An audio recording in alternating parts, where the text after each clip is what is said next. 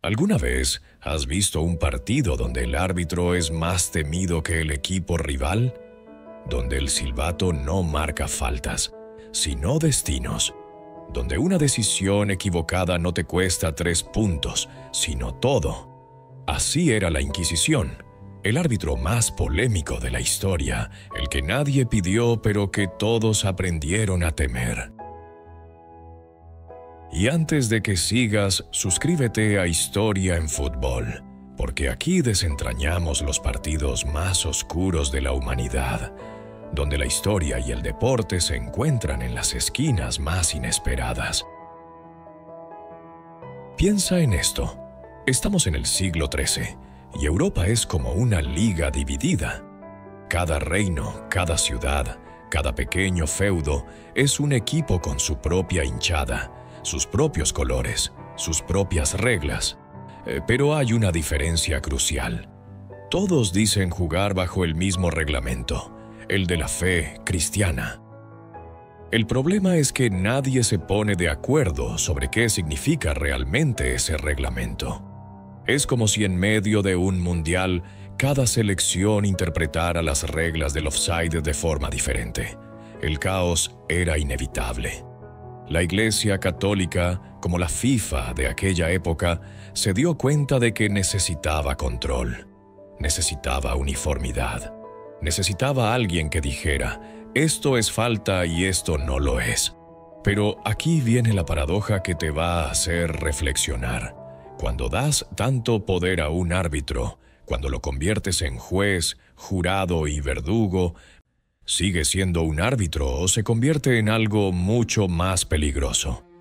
Porque la Inquisición no solo pitaba faltas, redefinía quién podía jugar y quién debía ser expulsado del campo para siempre. Ahora déjame preguntarte algo, y quiero que lo pienses de verdad. ¿Cuántas veces has visto a un árbitro que, convencido de su autoridad absoluta, comete injusticias terribles creyendo que está haciendo lo correcto? En el fútbol, podemos revisarlo con el VAR, podemos protestar, podemos cambiar de árbitro la próxima temporada. Pero en el siglo XIII no había VAR, no había apelación, no había siguiente temporada para los condenados. El silbato de la Inquisición era final y absoluto. Y aquí está lo fascinante. La Inquisición no nació como un monstruo, nació como una solución. Imagínate la Europa medieval como un estadio lleno de aficionados radicales, cada grupo gritando que su interpretación del cristianismo era la única válida. Los cátaros en el sur de Francia decían que el mundo material era inherentemente malo, rechazando los sacramentos de la Iglesia. Los valdenses predicaban la pobreza apostólica y cuestionaban la autoridad papal. Era como tener equipos que jugaban con reglas completamente diferentes en la misma liga, creando un desorden que amenazaba con desintegrar todo el torneo. La Iglesia vio esto y dijo, necesitamos orden, necesitamos a alguien que identifique a quienes no están jugando según nuestras reglas. Y así, en el año 1231, el Papa Gregorio IX estableció oficialmente la Inquisición papal. Fue como nombrar a un cuerpo arbitral permanente con poderes extraordinarios. Pero estos árbitros tenían una característica única. No esperaban a que te equivocaras en el campo. Iban a tu casa, investigaban tu pasado, interrogaban a tus vecinos. Era un arbitraje preventivo, proactivo, invasivo. Y antes de continuar, déjame saber en los comentarios, ¿desde dónde nos estás viendo? ¿Qué equipo sigues? Me encantaría saber quién forma parte de esta hinchada de la historia. Ahora hablemos de los jugadores clave en este partido. Los inquisidores no eran sacerdotes cualquiera. Eran los Messi y Cristiano Ronaldo de la teología, dominicos y franciscanos entrenados en las universidades más prestigiosas de Europa. Conocían cada línea del reglamento divino, cada interpretación de las Escrituras, cada argumento teológico posible.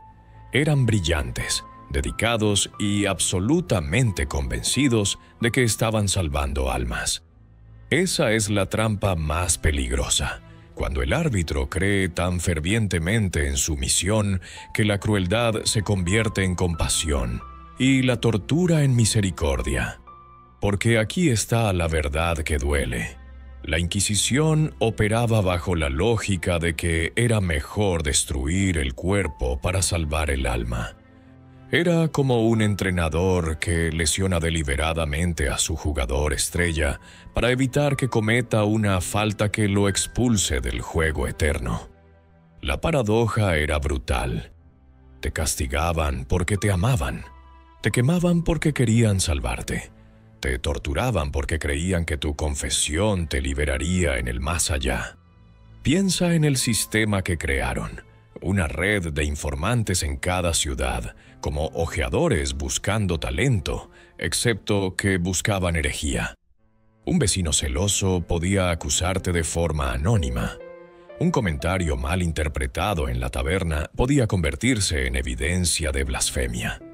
Era el bar más injusto jamás inventado, donde las repeticiones eran rumores y las decisiones eran inapelables. Y una vez que caías bajo sospecha, el partido ya estaba perdido. La carga de la prueba se invertía. No era el árbitro quien debía demostrar tu culpa. Eras tú quien debía demostrar tu inocencia. Y aquí está lo que realmente debería hacerte reflexionar. Este sistema no era una aberración. Era lógico dentro de su propio marco de referencia. Si realmente crees que la herejía es peor que la muerte, si realmente crees que una doctrina falsa puede condenar almas eternas, entonces investigar, interrogar y castigar no solo tiene sentido, se convierte en un deber moral.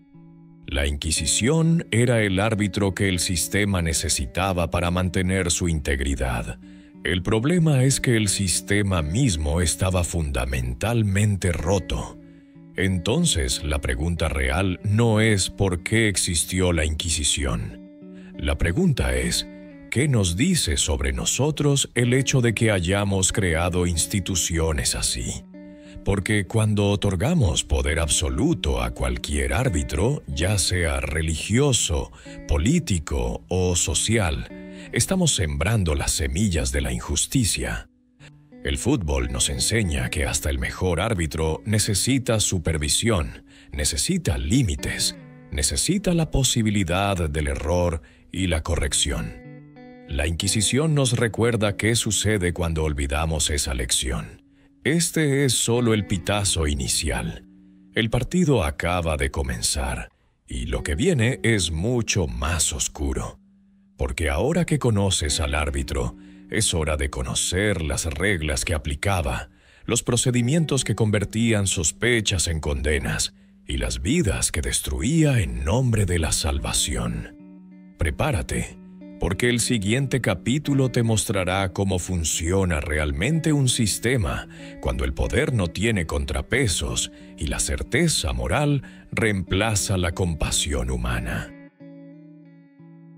¿Has visto alguna vez a un árbitro detenerse en medio del partido para consultar el reglamento palabra por palabra? ¿Notaste cómo esa pausa crea una tensión insoportable porque sabes que lo que venga después cambiará todo el juego? Así funcionaba la Inquisición. Cada procedimiento, cada paso, cada interrogatorio seguía un manual meticulosamente diseñado. Pero aquí está la paradoja que te va a hacer cuestionar todo. Ese reglamento tan detallado, tan aparentemente justo en papel, se convirtió en la herramienta perfecta para la injusticia sistemática. Permíteme llevarte al inicio del proceso. Imagina que eres un ciudadano cualquiera en una ciudad medieval, digamos un comerciante en Toulouse o un artesano en Barcelona. Un día, sin previo aviso, los inquisidores llegan a tu ciudad. Es como cuando el equipo arbitral entra al estadio. Todos saben que el partido está a punto de volverse más serio. Lo primero que hacen es declarar un periodo de gracia de 30 a 40 días.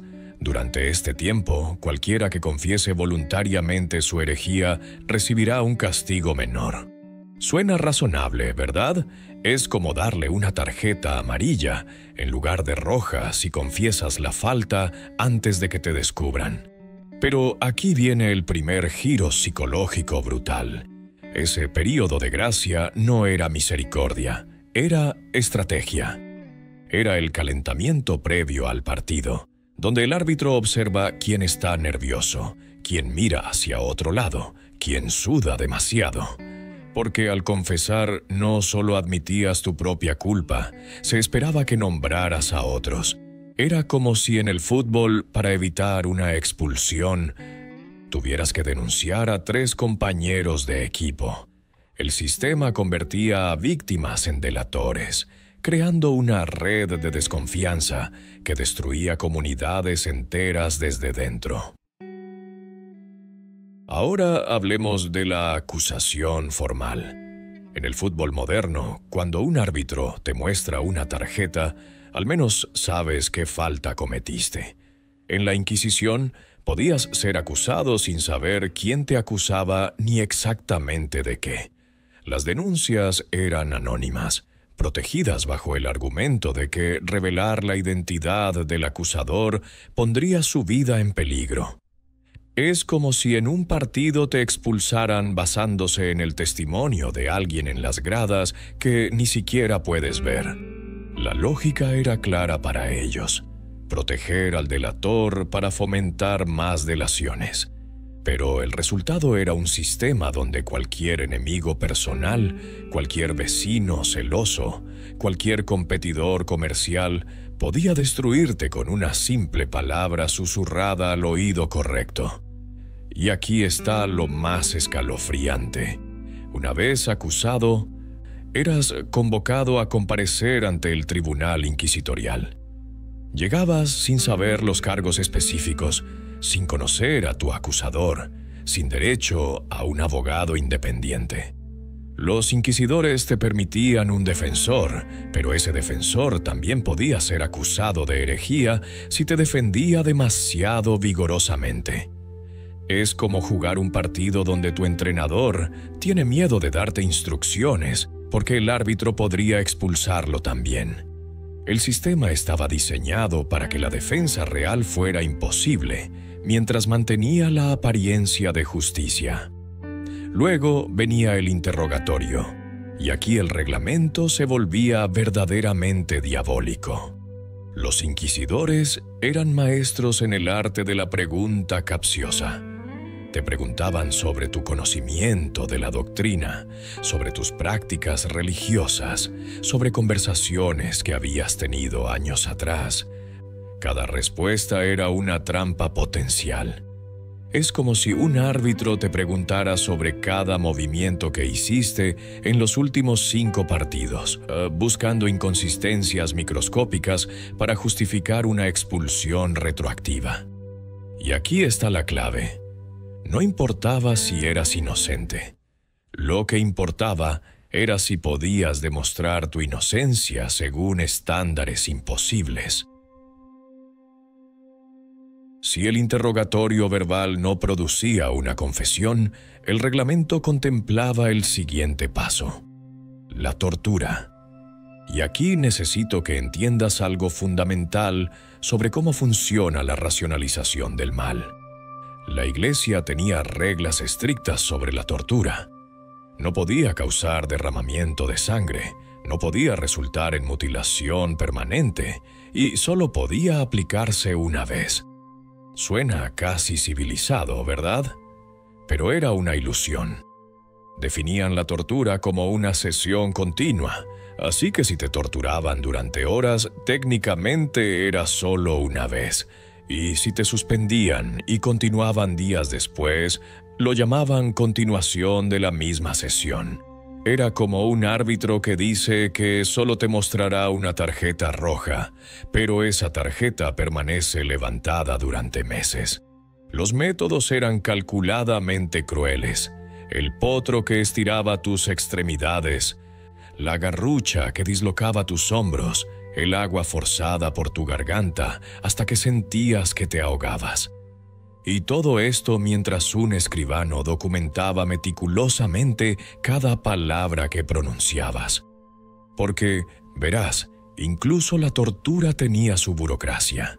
Era como tener un bar que graba cada segundo de tu agonía para asegurarse de que todo se hizo según el reglamento. La legalidad procesal se convertía en la máscara perfecta para la brutalidad sistémica. Y aquí está la paradoja más oscura de todas. Bajo tortura, la mayoría confesaba. No porque fueran culpables, sino porque el dolor humano tiene límites que la ideología no respeta. Confesabas lo que los inquisidores querían oír, nombrando a quien te pidieran nombrar, admitiendo creencias que nunca tuviste. Era como si después de un partido brutal, donde el árbitro te ha golpeado repetidamente, finalmente admites que cometiste una falta que nunca ocurrió, solo para que el dolor termine. Y una vez que confesabas, esa confesión se convertía en evidencia irrefutable. Pero el reglamento no terminaba allí. Después de la confesión venía la sentencia, pronunciada en ceremonias públicas llamadas autos de fe. Estos eran eventos masivos, espectáculos donde toda la ciudad se reunía para presenciar la justicia de la iglesia. Los condenados desfilaban con sanbenitos, túnicas especiales que marcaban su pecado, como camisetas de equipo pero diseñadas para la humillación. Algunos recibían penas menores, penitencias, peregrinaciones, multas. Otros eran entregados al brazo secular, un eufemismo elegante que significaba que la Iglesia los entregaba a las autoridades civiles para su ejecución. Así, la Iglesia mantenía las manos técnicamente limpias mientras encendía las piras. Y aquí está lo que realmente necesitas entender. Cada paso de este proceso estaba documentado, justificado y racionalizado. No era caos, era orden. No era capricho, era procedimiento. Era un sistema donde la crueldad se disfrazaba de justicia, donde la tortura se llamaba interrogatorio mejorado, donde el asesinato se llamaba relajación al brazo secular. El lenguaje mismo era una forma de violencia, ocultando horrores detrás de términos técnicos y legales. Entonces, la pregunta que debes hacerte es esta: ¿cuántos sistemas modernos operan bajo la misma lógica? ¿Cuántas veces hemos visto injusticias sistemáticas disfrazadas de procedimientos legales? Porque la lección de la Inquisición no es solo histórica. Es un recordatorio perpetuo de que el mal más peligroso no viene de la anarquía, sino del orden. Viene de sistemas meticulosamente diseñados por personas inteligentes que creen estar haciendo lo correcto. Viene de reglamentos tan detallados que nadie cuestiona si el juego mismo debería jugarse. Piensa en los jugadores más odiados del fútbol. Aquellos que el estadio entero abuchea antes de que toquen el balón. Aquellos cuya simple presencia en el campo desata gritos de indignación. Ahora imagina que ese odio no se limita a 90 minutos, sino que te persigue toda la vida, que se transmite a tus hijos, que contamina tu nombre durante generaciones. Así eran los herejes en la Europa medieval. Los villanos perfectos de una liga donde la única victoria posible era la salvación, y la derrota significaba algo peor que la muerte. Comencemos con los cátaros, los primeros grandes expulsados de este partido. En el sur de Francia, durante los siglos XII y XIII, Los cátaros crearon lo que podríamos llamar una liga alternativa. Rechazaban la materialidad, creían que el mundo físico era creación del diablo, y predicaban una forma de cristianismo tan radical que hacía temblar los cimientos de Roma. Eran como un equipo que decide jugar con reglas completamente diferentes en medio del torneo oficial. No reconocían la autoridad papal, no aceptaban los sacramentos, no creían en la Eucaristía. Para la Iglesia Católica esto no era solo herejía, era una amenaza existencial. La respuesta fue brutal y sistemática. Primero vino la Cruzada Albigense, una campaña militar que devastó el Languedoc francés. Era como si la liga oficial decidiera no solo expulsar al equipo rival, sino bombardear su estadio y masacrar a sus aficionados. Miles murieron en asedios sangrientos. La famosa frase atribuida al legado papal durante el asedio de Béziers resume la lógica perversa. Matadles a todos, Dios reconocerá a los suyos. Era genocidio disfrazado de cruzada, y preparó el terreno perfecto para que la Inquisición entrara a limpiar lo que la espada no había alcanzado. Y aquí está lo que realmente te va a estremecer. Las pruebas de brujería eran trampas perfectas. La prueba del agua fría consistía en atar a la acusada y arrojarla al río. Si flotaba, era bruja y la quemaban. Si se hundía, era inocente, pero se ahogaba. Era como un penalti donde ambas opciones resultan en gol en contra. La prueba del hierro candente requería que la acusada llevara un hierro al rojo vivo. Si sus manos sanaban rápidamente, era inocente, pero si se infectaban, era bruja. Considerando las condiciones de higiene medieval, la infección era casi garantizada. El sistema estaba diseñado para que la inocencia fuera imposible de demostrar. Pero no solo eran mujeres pobres y vulnerables, incluso figuras prominentes podían caer bajo sospecha si desafiaban el orden establecido. Juana de Arco, la heroína militar francesa, fue acusada de herejía y quemada en la hoguera en 1431. Su crimen real no fue escuchar voces divinas, fue ser una mujer que lideraba ejércitos y desafiaba las jerarquías de género y poder. Era como una futbolista excepcional en una época donde las mujeres ni siquiera podían entrar al estadio. Su éxito la convirtió en una amenaza, y la Inquisición proporcionó el marco legal perfecto para eliminarla. Luego están los intelectuales, los científicos, aquellos que cometieron el error de pensar demasiado o de mirar demasiado lejos. Giordano Bruno, filósofo y cosmólogo, propuso que el universo era infinito y contenía mundos innumerables. Para la Inquisición romana esto no era solo astronomía, era herejía cosmológica. Lo quemaron vivo en el campo de Fiori en 1600. Era como expulsar a un jugador no por romper las reglas del partido actual, sino por sugerir que podría haber otros estadios, otros juegos, otras posibilidades. Galileo Galilei tuvo más suerte, si es que se puede llamar suerte, a ser forzado a retractarse de verdades científicas bajo amenaza de tortura. Su observación de que la Tierra giraba alrededor del Sol contradecía la interpretación literal de las Escrituras.